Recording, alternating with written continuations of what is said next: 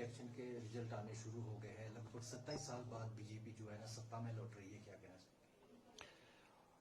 सबसे पहले तो मैं प्रधानमंत्री नरेंद्र मोदी जी को बहुत बहुत बधाई देता हूं, राष्ट्रीय अध्यक्ष श्री जगत प्रकाश नड्डा जी को, केंद्रीय गृह मंत्री अमित शाह जी को, सबको बहुत बहुत बधाई देता हूं। और दिल्ली की जनता का मैं आभार व्यक्त करता हूं।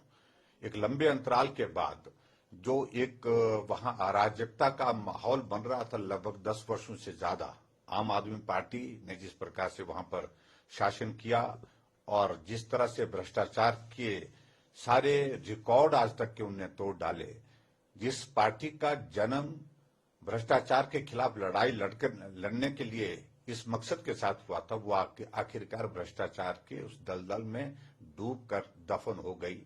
और इस बात के लिए मैं दिल्ली की जनता का आभार व्यक्त करता हूं। और सबसे बड़ी बात है कि मुझे इस बात की खुशी है कि लंबे अंतराल के बाद, लगभग 27 वर्षों के बाद, फिर भारतीय जनता पार्टी की सरकार देश की राजधानी दिल्ली में बनने जा रही है। सर, क्या कारण मानते हैं आप? क्योंकि उन्होंने लोक लुभावने ने वादे किए थे जनता से, 10 साल से रेवड़ियां भी बांट रहे थे, उसके बावजूद भी वो सत्ता में नहीं आ पाए। देखो, मैं एक बात को देख रहा हूं कि सिर्फ सत्ता हासिल करने के लिए, कुर्सी हासिल करने के लिए भ्रष्टाचार करो, झूठी घोषणाएं करो, और जिस प्रकार से फ्री वीज का कल्चर अगर पूरे देश के अंदर सबसे ज्यादा किसी पार्टी ने शुरू किया तो ये आम आदमी पार्टी ने शुरू किया। और दूसरी बात, जिस प्रकार से झूठ बोल करके और अभद्र भाषा का, गाली गलौज का जो इस प्रकार से इस्तेमाल करना, ये अगर किसी पार्टी ने सबसे ज्यादा किया तो आम आदमी पार्टी ने किया, केजरीवाल जी ने किया। और आज दिल्ली की जनता ने अनुभव किया कि ये गाली गलौज का दौर बहुत लंबा सहन नहीं किया जा सकता है और ये भ्रष्टाचार का दौर जो है अब समाप्त होना चाहिए।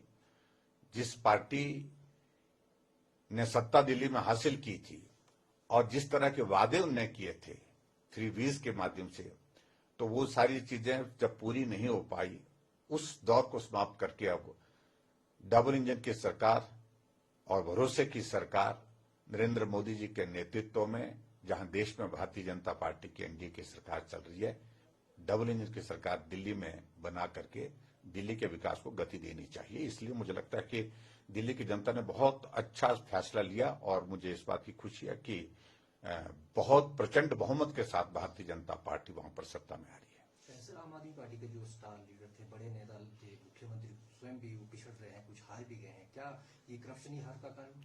देखो, भ्रष्टाचार बहुत बड़ा मुद्दा था, सबसे बड़ा मुद्दा भ्रष्टाचार था। और जो भाषा पर संयम नहीं और जो गाली गलौज और उसके साथ साथ में जो फ्री वीज का कल्चर वहां पर उन्होंने शुरू किया, तो इसको देश की जनता ने जो है बिल्कुल सिरे से नकार दिया। आज ये स्थिति हो गई कि पूर्व में मुख्यमंत्री रहे केजरीवाल, वो भी चुनाव हारे हैं। Deputy chief minister Munish Sisodia, वो तो चुनाव हार ही गए।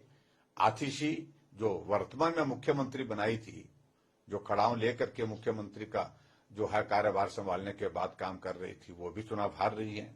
और इसके अलावा प्रमुख नेता वहां पर जो है कांग्रेस पार्टी तो शून्य हो गई, कांग्रेस की एक भी सीट नहीं जीत रही।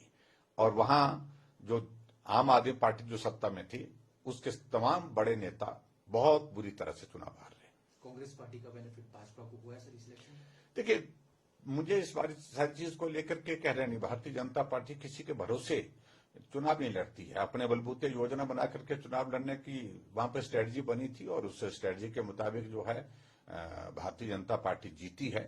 और मैं इस बात के लिए यही कहूंगा कि भरोसे की जीत हुई है, नेतृत्व पर भरोसा, और नेतृत्व हमारा नरेंद्र मोदी जी के रूप में उन पर जो उस प्रदेश की, दिल्ली प्रदेश की जनता ने भरोसा कायम किया, तो मुझे लगता है कि ये जीत जो है वो हमारे नेतृत्व की है। सर, दिल्ली इलेक्शन का रिजल्ट जिस तरह से आ रहा है, उसका मैसेज क्या देश में जाएगा? बिहार के इलेक्शन आने वाला है। स्वाभाविक रूप से दिल्ली देश की राजधानी है और दिल्ली की राजधानी में भारतीय जनता पार्टी की सरकार बनना और प्रचंड बहुमत के साथ बनना एक बहुत बड़ा राजनीतिक संदेश है बाकी राज्यों के लिए भी।